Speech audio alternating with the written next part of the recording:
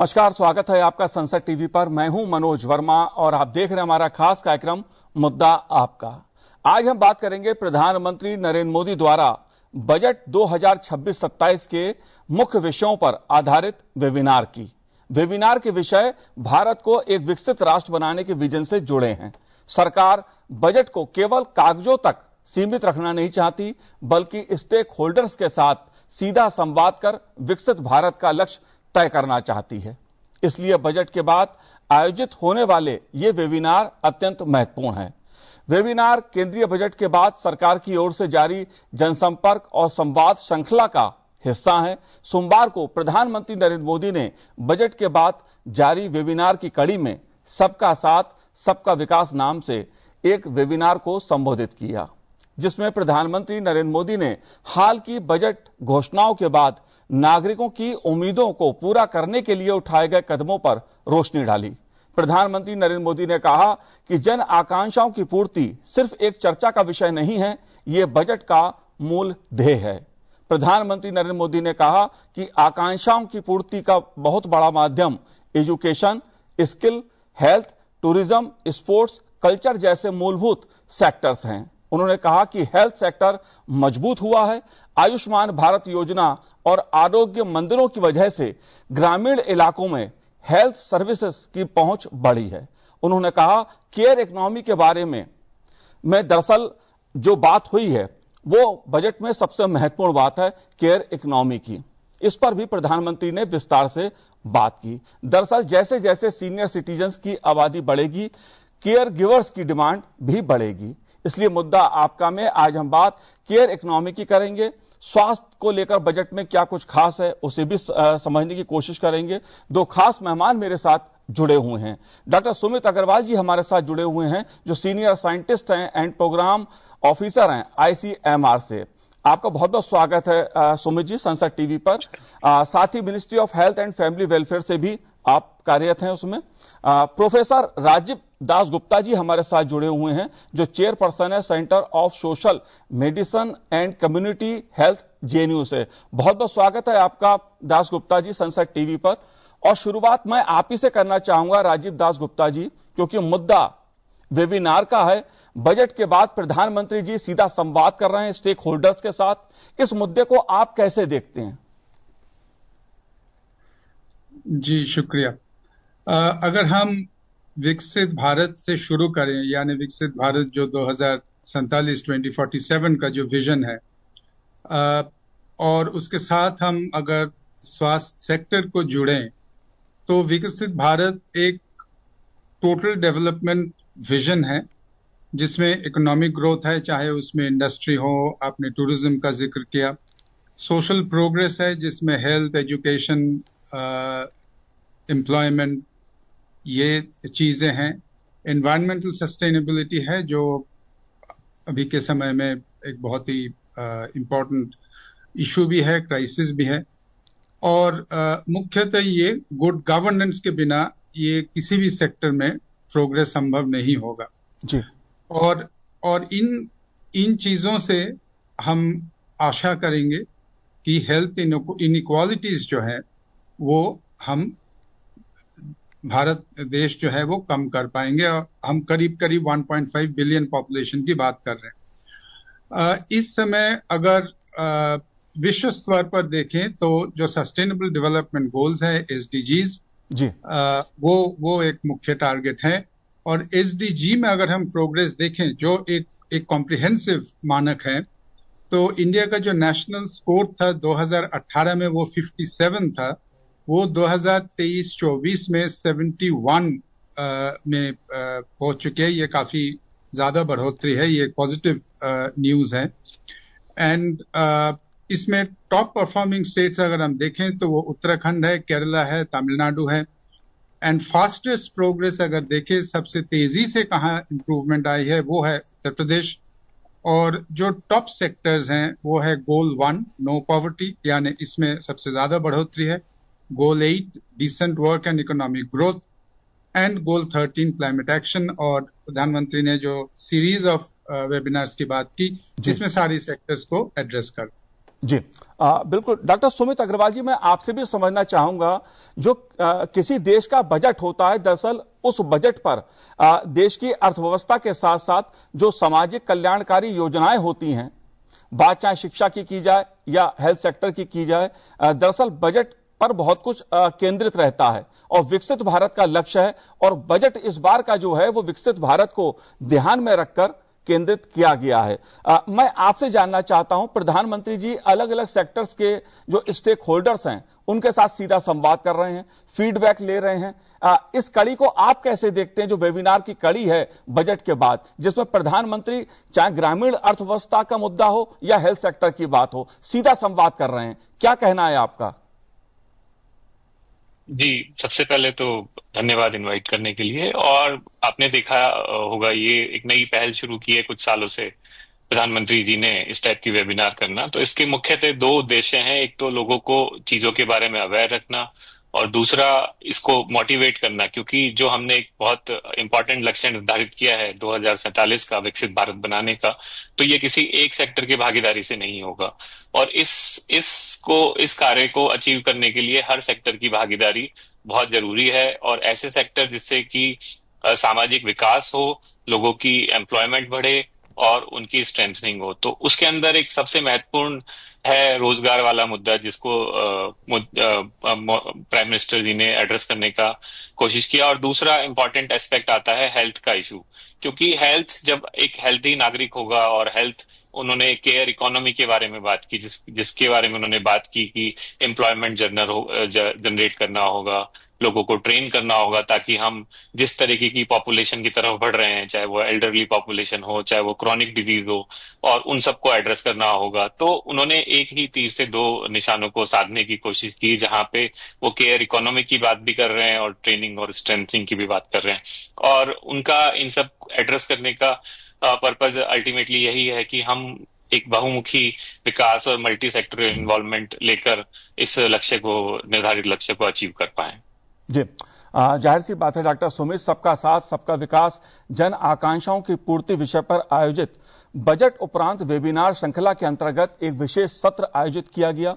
इस सत्र में नीति निर्माताओं, उद्योग जगत की हस्तियों, शिक्षाविदों और राज्यों के प्रतिनिधियों ने भारत में स्वास्थ्य शिक्षा के विस्तार और स्वास्थ्य कार्यबल को मजबूत करने की रणनीतियों पर विचार विमर्श किया। जाहिर सी बात है, बजट के बाद जो स्टेक होल्डर्स हैं उनके साथ सरकार एक संवाद कर जो विकसित भारत का लक्ष्य है और उसको हासिल करना चाहती है। उन योजनाओं को बजट में जो घोषणा की गई हैं उसका क्रियान्वयन करना चाहती है। लेकिन प्रधानमंत्री जी ने एक बेहद महत्वपूर्ण मुद्दे पर जोर दिया है, केयर इकोनॉमी के बारे में बात की है, विस्तार से बात की है उन्होंने। राजीव दास गुप्ता जी, मैं आपसे जानना चाहूंगा इस मुद्दे को। बजट में इस बार केयर इकोनॉमी के बारे में उल्लेख किया गया है, जिक्र किया गया है, आपका क्या कहना है? केयर इकोनॉमी से क्या तात्पर्य है, क्या मायने हैं इसके? ये एक बहुत अहम मुद्दा है, और हालांकि इस बजट में इस पर काफी जोर दिया गया है जी, लेकिन इस पर चर्चा, इस पर एक्टिविटीज, इस पर एक्शंस, ये कई सालों से शुरू हो चुका है। इस समय जो स्थिति है पॉपुलेशन लेवल पे, जिसे हम एपिडेमियोलॉजिक ट्रांजिशन कहते हैं, यानी जो क्रॉनिक डिजीजेस हैं जैसे कि डायबिटीज है, कैंसर है, खासकर हार्ट डिजीजेस हैं, इनसे मृत्यु और बीमारी जो है वो काफी ज्यादा क्वांटिटी में है, या जैसे हम बर्डन ऑफ डिजीज कहते हैं, कंपेयर टू जो इन्फेक्शंस है। ऐसा नहीं है कि इन्फेक्शन बिल्कुल खत्म हो गया, लेकिन उसका प्रकोप काफी कम हो गया। तो ये जो क्रॉनिक डिजीजेस हैं उसमें लाइफ लॉन्ग केयर की जरूरत है। तो क्रॉनिक डिजीज में केयर का जो कंपोनेंट है, वो केयर सिर्फ दवाई नहीं है जी। जहां तक दवाई उपचार का सवाल है, उसके लिए जो हॉस्पिटल सिस्टम है, जो प्राथमिक स्वास्थ्य सेवाएं हैं, जो आरोग्य मंदिर हैं, जो पहले हम जैसे सब सेंटर कहते थे, जो अभी आयुष्मान आरोग्य मंदिर है आम, इसके थ्रू जो दवाई का जो कंपोनेंट है वो उसके थ्रू हम एड्रेस कर रहे हैं। लेकिन अतिरिक्त भी कुछ कंपोनेंट्स की जरूरत है। एक तो है जो सारा केयर पर्सनल जो है, ये एक बहुत ही ह्यूमन रिसोर्स इंटेंसिव सेक्टर है, स्वास्थ्य इन जनरल और ये क्रॉनिक डिजीज केयर इन पर्टिकुलर। तो इसके लिए इसकी जो ट्रेनिंग, इसकी जो शिक्षा, जो स्ट्रक्चर था वो पहले काफी फ्रेगमेंटेड था। अब वो एक सिंगल काउंसिल के अंतर्गत लाया गया है। वो रेगुलेटरी मैकेनिज्म जो है वो स्ट्रेंथन किया गया है, और मोस्ट इम्पोर्टेंटली इसकी कैपेसिटी जो है, आपने ह्यूमन रिसोर्स का जिक्र किया, तो ह्यूमन रिसोर्स की कैपेसिटी भी चाहिए, ट्रेनिंग स्किल भी चाहिए, और साथ साथ ये भी एक टारगेट है कि हर डिस्ट्रिक्ट पे, जिला स्तर पे एक मेडिकल कॉलेज अवेलेबल हो, और इस पे काफी प्रोग्रेस हो चुका है हर राज्य में। तो कुल मिलाकर जो क्रॉनिक डिजीज बर्डन को एड्रेस किया जा रहा है इस बजट में, और आगे भी इसका प्रोग्रेस हम देखेंगे। और ये chronic disease care even national urban health mission में, जैसे फॉर एग्जांपल डायलिसिस का डे केयर, या कैंसर में कीमोथेरेपी का डे केयर, ये सारी जो चीजें हैं वो उसके काफी स्ट्रेंथनिंग हो रहा है, और जिसे नीति आयोग के द्वारा और मिनिस्ट्री ऑफ हेल्थ के द्वारा जो कॉम्प्रिहेंसिव प्राइमरी हेल्थ केयर है उसको भी मजबूत किया जा रहा है। जहां अभी भी थोड़े से वीकनेस है, जहां हमें काम करने की जरूरत है, वो है अर्बन और पेरी अर्बन एरियाज, जहां हमें ये कॉम्प्रिहेंसिव प्राइमरी हेल्थ केयर को और मजबूत करना है। जी, जाहिर सी बात है बजट में हेल्थ सेक्टर पर काफी फोकस किया गया है। डॉक्टर सुमित अग्रवाल जी, मैं आपसे भी जानना चाहूंगा इस मुद्दे को, क्योंकि देश के सीनियर सिटीजन से जुड़ा मुद्दा है, जो देश के वरिष्ठ नागरिक हैं उनसे जुड़ा मुद्दा है। आने वाले वर्षों में जो वरिष्ठ नागरिक हैं, सीनियर सिटीजन्स हैं, उनकी आबादी, उनकी संख्या और बढ़ेगी भारत में। प्रधानमंत्री जी ने एक तो इस मुद्दे को उठाया है, दूसरा केयर इकोनॉमी के बारे में बात की है। केयर इकोनॉमी से क्या तात्पर्य है, क्या मुद्दा है और क्यों महत्वपूर्ण है ये? जी, बड़ा इंपॉर्टेंट क्वेश्चन है इस चीज को समझना कि क्यों केयर इकोनॉमी इंपॉर्टेंट है। इसके दो एस्पेक्ट हैं, यदि हम समझें इसको। एक तो हमारे ही नागरिकों की हेल्थ, जो कि अभी डॉक्टर राजीव ने भी बताया कि जीरियाट्रिक पॉपुलेशन, जो हमारा डेमोग्राफिक साइकिल होता है, उसके हिसाब से जो एक जीरियाट्रिक पॉपुलेशन है इवेंचुअली वो आने वाले 10 से 15 सालों में बहुत बढ़ जाएगी कंपैरेटिवली जो अभी हम रख रहे हैं। और दूसरा, जैसे जैसे हमारी स्वास्थ्य सेवाओं में सुधार हो रहा है, ऐसे ही इन्फेक्शन डिजीज कम और क्रॉनिक डिजीज जैसे डायबिटीज, हाइपरटेंशन, ऐसी बीमारियां बढ़ रही हैं, जिसका प्रिवेलेंस हम देखें तो लगभग हर डिस्ट्रिक्ट में और हर स्टेट में कंपैरेटिवली 15 से 25% के आसपास आता है। तो हमें देखें 1/4 आबादी इस चीज के लिए ससेप्ट हो रही है। तो इसके लिए कोशिश की जा रही है कि ऐसे हेल्थ केयर वर्कर्स की फोर्स को तैयार की जा सके। जैसे आज प्रधानमंत्री जी ने कहा है कि 1.5 लाख के लगभग हेल्थ केयर वर्कर्स को ट्रेन किया जाएगा स्पेशली। और इसके पीछे की मुख्य विचारधारा ये भी है कि जो आयुष्मान आरोग्य मंदिर हैं, जिनको हम हेल्थ एंड वेलनेस सेंटर्स बोलते हैं, उस हर सेंटर के ऊपर एक ऐसी सुविधाओं का जनरेट किया जा सके जहां पे हम प्रिवेंटिव हेल्थ की तरफ ध्यान दे सके। तो ये सारी चीजें हमारे जो की हेल्थ सिस्टम है उस पर बर्डन कम करेगी, और जैसे जैसे हम इस केयर की तरफ बढ़ेंगे तो लोगों में कॉम्प्लिकेशंस कम होगा, और आगे के जो इकोनॉमिकल इफेक्ट्स हैं वो भी इसके बेटर होंगे। तो इसलिए एक प्रिवेंटिव हेल्थ केयर के लिए बहुत इंपॉर्टेंट है। दूसरा, एक इस सेक्टर के अंदर एक इकोनॉमी जनरेट होगी, जो कि बहुत सारे लोगों को रोजगार मिलेगा। और तीसरा, जब हम बोलते हैं कि केयर इकोनॉमी, तो इसका जो ओवरऑल इम्पैक्ट है वो इकोनॉमी मतलब हमारे भारत की आर्थिक व्यवस्था है, जो आर्थिक में एक्सपेंडिचर है, आउट ऑफ पॉकेट एक्सपेंडिचर है, वो कम होगा। और उसमें उम्मीद की जाएगी कि जो एक कॉम्प्लिकेशन पेशेंट को ट्रीट करने में की जाती है वो एक प्रिवेंटिव केयर या फिर एक अर्ली स्टेज डायग्नोसिस पे कम होगी।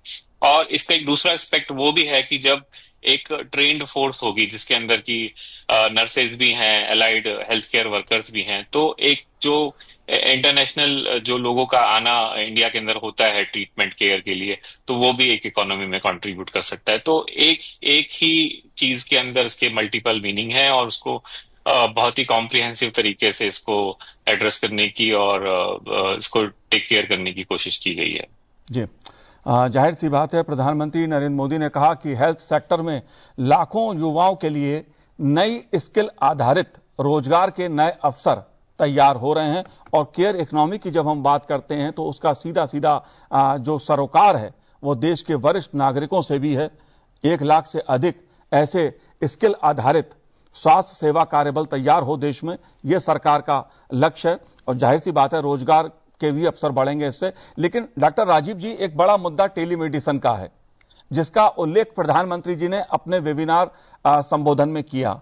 टेलीमेडिसिन के बारे में क्या कहना है आपका? क्योंकि टेलीमेडिसिन को लेकर हालांकि दूर दराज के क्षेत्रों में इसका अब लाभ लोग उठा रहे हैं, लेकिन अभी भी जागरूकता और इसके उपयोग को सरल बनाने की आवश्यकता पर जोर दिया है प्रधानमंत्री जी ने। आपका क्या कहना है इस मुद्दे पर? जी, जहां तक ये आयुष्मान आरोग्य मंदिर का सवाल है, ये टेलीमेडिसिन यानी टेलीमेडिसिन द्वारा जो स्पेशलिस्ट सपोर्ट है वो इसका एक मुख्य भाग शुरू से ही रहा है। ये इसका बेसिक विजन यही है। और ये जो हम केयर इकोनॉमी की बात कर रहे थे, यानी हम सुमित भी बर्डन की बात कर रहे थे, बर्डन का एक हिसाब हमें समझना चाहिए।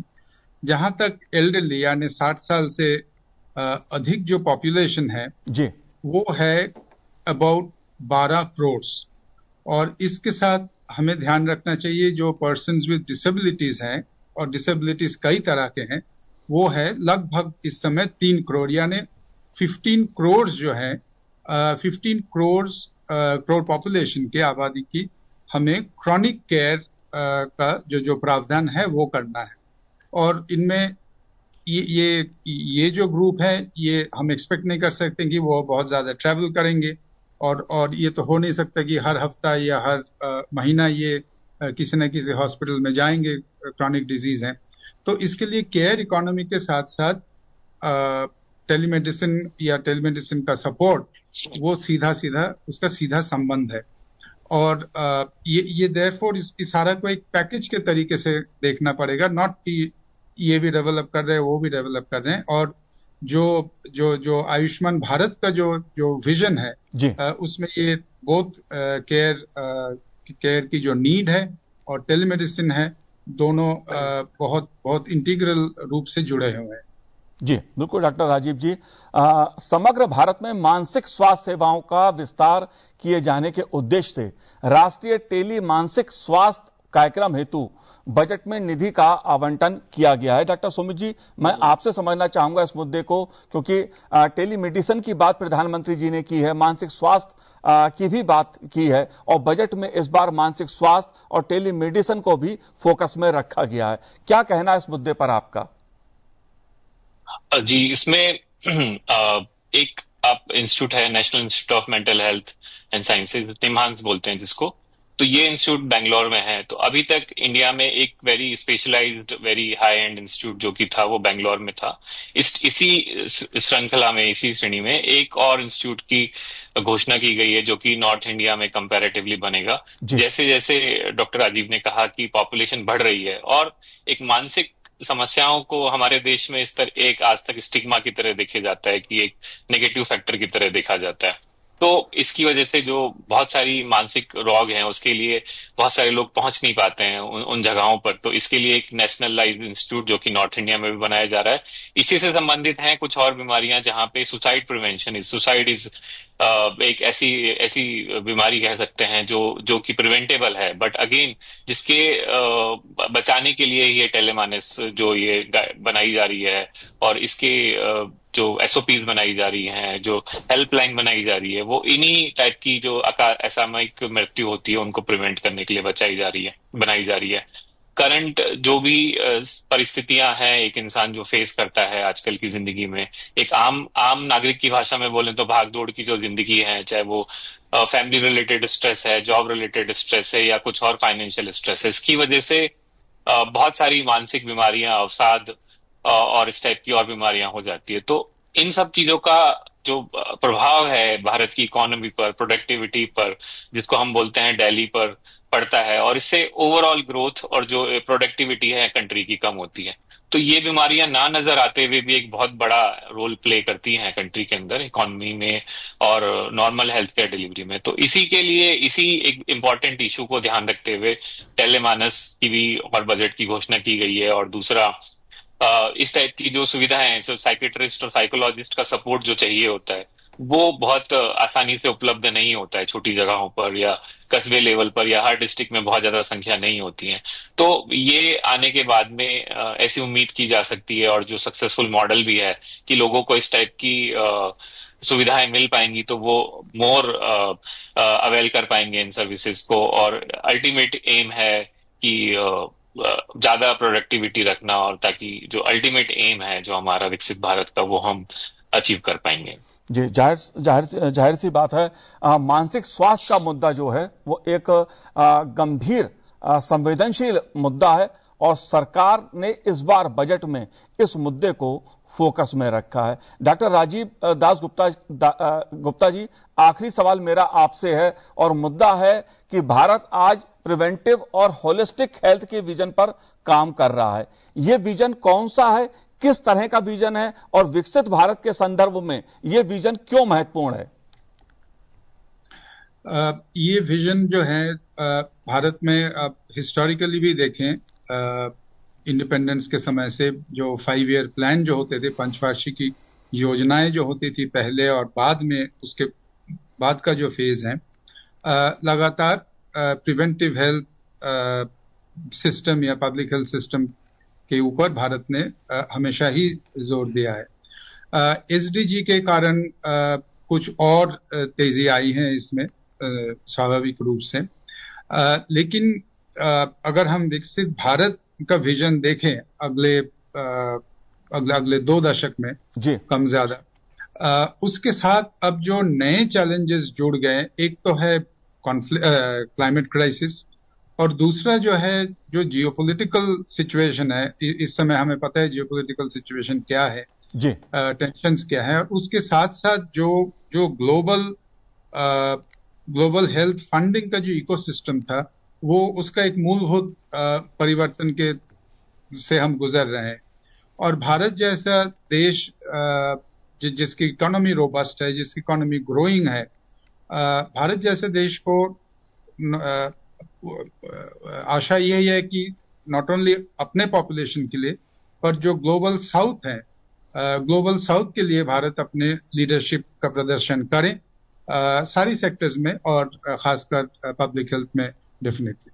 जी, डॉक्टर सुमित जी, आखिरी सवाल मेरा आपसे है, इस बजट में जो कैंसर प्रभावित मरीज हैं उनके लिए और जो महत्वपूर्ण दवाएं हैं उनकी कीमतों में भी सरकार ने कमी की है।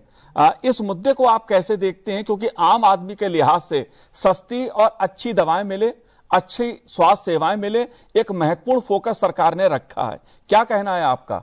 जो कैंसर के ट्रीटमेंट में जो 3 या 4 महत्वपूर्ण कंपोनेंट होते हैं, एक होता है सर्जरी का, एक होता है कीमोथेरेपी का, एक होता है रेडियोलॉजी का, और एक नया एस्पेक्ट आ रहा है इसमें इम्यूनोथेरेपी का, जिसमें आपने सुना होगा कार्टी सेरेपी एंड बाकी कुछ नई दवाइयां आ रही हैं। तो इन सब में से सर्जरी की कॉस्ट तो कंपैरेटिवली जितनी बाकी सर्जरीज की रहती है उतनी ही रहती है, बट कीमोथेरेपी की कॉस्ट कई गुना एंटीबायोटिक्स की कंपेयर में बहुत मल्टीपल टाइम्स में होती है, और उससे भी मल्टीपल टाइम्स में इम्यूनोथेरेपीज की कॉस्ट होती है। तो एक जो इसमें मल्टीपल साइकिल्स होते हैं, तो एक साइकिल की कॉस्ट 2 से 3 लाख रुपए तक भी आ सकती है एक पेशेंट के लिए। और आप देखेंगे कि जो कैंसर का प्रमाण है अभी आने वाले पिछले कुछ समय से बढ़ रहा है, और ऐसी उम्मीद की जा रही है कि आगे भी बढ़ने की संभावना है। तो एक कॉस्ट जो कि हर किसी को एक्सेसिबल हो, सबका साथ हो, सबका विकास हो और सबका ख्याल हो, तो उसी के लिए कॉस्ट एक ऐसी जो कि गवर्नमेंट सर्विस के अंदर भी ले रहा है या गवर्नमेंट सर्विस से बाहर भी ले रहा है, गवर्नमेंट सेक्टर से बाहर भी ले रहा है, तो उसकी कॉस्ट जो है वो बहुत लिमिटेड रहे और वो अफोर्डेबल हो। सबसे इंपॉर्टेंट पार्ट है कि ये जो हेल्थ केयर है, जैसे जन आयुष्दी जो स्कीम है गवर्नमेंट की, उसके अंदर एक अफोर्डेबल हेल्थ केयर और अवेलेबल हेल्थ केयर की बात की जाती है। तो ये सारी कॉस्ट कटिंग का पर्पज वही है कि एक अफोर्डेबल हेल्थ केयर हो, जिससे कि ज्यादा से ज्यादा लोग इन एडवांस थेरेपीज का, कीमोथेरेपीज का उपयोग कर पाएं और अपना स्वास्थ्य लाभ ले पाएं। तो उसके हिसाब से बहुत इंपॉर्टेंट मुद्दा है। और सिमिलरली इसी चीज को ध्यान रखते हुए अभी रिसेंटली जो HPV वैक्सीन के लिए भी घोषणा की है गवर्नमेंट ने, वो भी कैंसर प्रिवेंशन के लिए ही की गई है। मोदी जी ने इसीलिए इस मुद्दे पर अपने वेबिनार में कहा भी कि जन आकांक्षाओं की पूर्ति सिर्फ एक चर्चा का विषय नहीं है, ये बजट का मूल ध्येय है। और इसीलिए वेबिनार के जरिए सरकार, प्रधानमंत्री नरेंद्र मोदी सीधा संवाद स्टेक होल्डर्स के साथ कर रहे हैं ताकि विकसित भारत के लक्ष्य को हासिल किया जा सके। डॉक्टर राजीव, आपने संसद टीवी से बात की, बहुत बहुत शुक्रिया हमसे बात करने के लिए। डॉक्टर सुमित, आपका भी बहुत बहुत धन्यवाद, बहुत बहुत शुक्रिया संसद टीवी से बात करने के लिए। तो इस कार्यक्रम में इतना ही, मुझे दीजिए आज्ञा, नमस्कार।